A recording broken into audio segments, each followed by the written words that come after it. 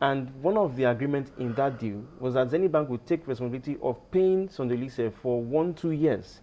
Now the question is, for a year, the question is, how much exactly was the deal worth? And why exactly is it that Zenith Bank have not made such payments available? So it says a lot about the way we do deals, and I think this is an issue that the government needs to look into, because we cannot continue to keep quiet, fold our arms, and allow these things to just swing by. Deals entered into, there has to be some disclosure, because we need to know how much is coming in, how much is going out, who is taking what, when, and how, who is responsible, who is signatory to this and all that. Because it's a way to ensure transparency, it's a way to ensure accountability. And football has not had that in a long time. We need to really have this coming out to ensure that what happened with the under-23 under Siasa doesn't repeat itself. Siasa, if you recall, back between 2011, 2012, while he was coach of Super Eagles, Siasa was the one that even made a particular move. He wanted to ensure with the NFF at the time that he signed a deal, and that the deal entered into, would have that legal appendage, and ensure that the NFF plays its own part, that they give him that support. But even at the time when Nigeria did not successfully make it to the 2012 Nations Cup, he was recriminated, that, and in fact, okay, since he had entered into his deal that if we do not qualify, he would resign. They quickly made the move, and got him out. People actually pleaded, give him more time. If you look at his stats, they were very favorable, but he had short few games to play to actually prove himself. Now, you're bringing him back. Perhaps someone will say that he's been silenced. That's the reason why so far he's allowed a lot of things to go under. I do not think so. I believe that, yes, we cannot compare his personality or his character with that of Olise. However, he takes to heart the things that are going on, and they are not palatable to him as well. They're not palatable to him as well. He's chosen a different way of managing it. But that in itself does not excuse the inconveniences that we ought to put in place. Let me even state this as well. Back in 2014 World Cup, if you look at the Germans from the beginning of the competition to the final, it wasn't as though the Germans were exceptional. Now we know technically they've been building and growing the national teams for several years now. For about a decade. Now the German team we saw at the 2014 World Cup wasn't a team that was built or developed overnight. And if you hear what they did at the World Cup, the technology that they put in, the way they were able to build certain establishments to ensure that the players were comfortable, to ensure that the players knew their opponents, to ensure that the players knew each player of their opponents that they were going against.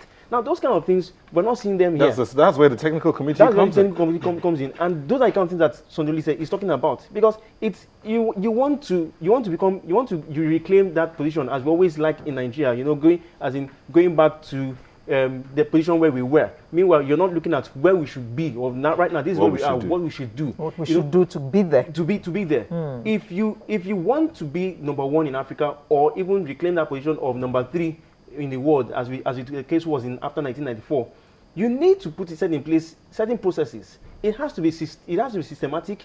It has to be pragmatic. Yeah. There has to be a paradigm shift in our way of doing football in Nigeria. If we don't do that, then any other coach that comes in is going to be set up to fail. Okay. Can I quickly... Before you quickly add to that, well, there's a new... FIFA has a new president. Yes. What are we expecting to see? We're almost out of time. So FIFA has a new president. What are we expecting to see? And then AFCON 2017 is almost here. What are the processes we're putting in place towards that? Speaking for FIFA, quoting Infantino himself, he says that he's not for Europe, that football is not a European sport, that football is universal, and his work is going to impact across the world. So yes, some people have talked about some form of vindictive moves or steps by him that will be taken by him, on behalf of Europe against people who stood against them and not want them. Because there are voices. There are a lot of people, especially speaking from an African perspective.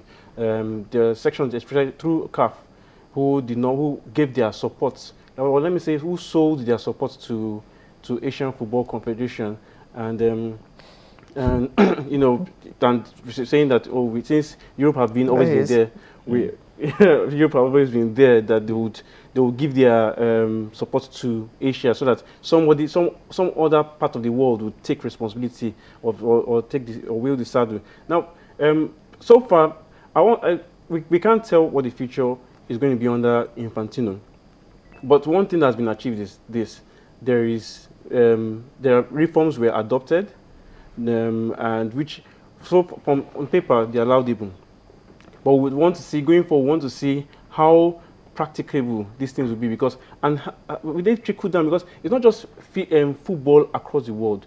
We're looking at football across confederations, because like we saw from last year's fallout before the election between that brought Blatter back into office. We saw the United States security agents and also Switzerland picking up members of confederations, not just from FIFA, but confederations. And it was surprising that nobody from CAF was actually picked up. We don't know, maybe we've been able to learn how to cook our books without anybody tracking it.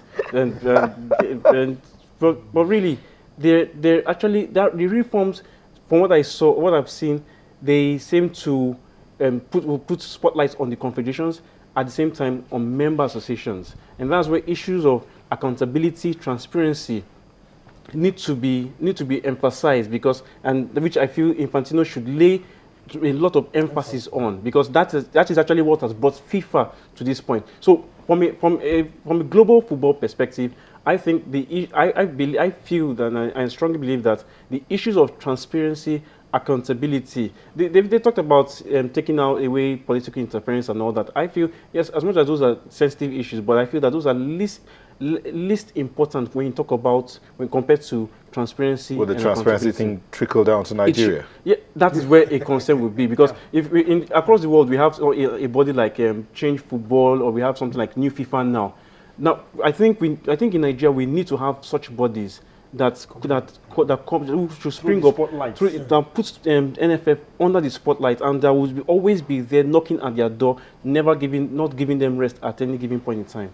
Okay, Mr. Obiako, 2017 AFCON is almost here.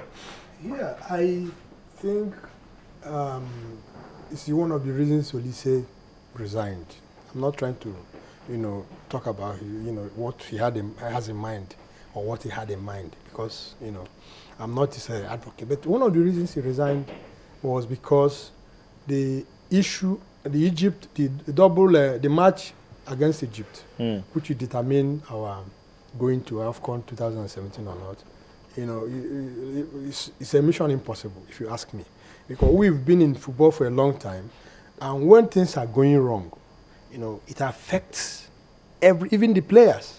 If it affects the players, it affects the coaches, and they talk about the Nigerian spirit, but over the years, we've discovered that the Nigerian spirit has failed us. Yeah, the Nigerian spirit has failed us, because if you don't prepare well, then you don't get results against an Egyptian team who are seven-time CAF champions, Nations Cup champions, 7 times. Nobody has, even I think Ghana has about 4. Cameroon has 5 titles, but Egypt have 7. So these are not minnows. And they've been playing friendly matches against, the background that they are going to engage in Super Eagles. So you see, it's not a mean, feat. It's not something that you just wave off with your hands. He knows that the task of getting those 6 points from Egypt is almost impossible. So I think, like my brother said, are you sure he's not afraid? That's why he resigned quickly. That's one of the reasons he resigned. Yeah, because you can't be able to work under such conditions and be able to get good results. It doesn't happen in modern. It doesn't happen in modern football. All right. So I think we have to pray, like always. I hope something good comes in. Last word. I believe that transparency and accountability should become our watchword in football family, as we always refer to it and call it here in Nigeria. And I think the media needs to take a more objective stance, regardless of this thing. Yes, the line between constructive criticism and maligning characters and personalities. Let's look at the issues. Let's report them as they are, not necessarily just the person, per se. Yes, we need to discuss his approach, his tactics, his technical nuances and all that. However, we must appreciate what the position where football is in Nigeria and throw that spotlight to ensure that we are involved in growing it and making it move forward. All right. Thank you very much. We've been looking at Nigerian football and football globally. We had Chris Obiako, a football administrator. Thank you for coming. Thank you very much. Tonte Davis, thank you for coming. Thank you very much. And Telema Davis, thank you for coming. Thank you.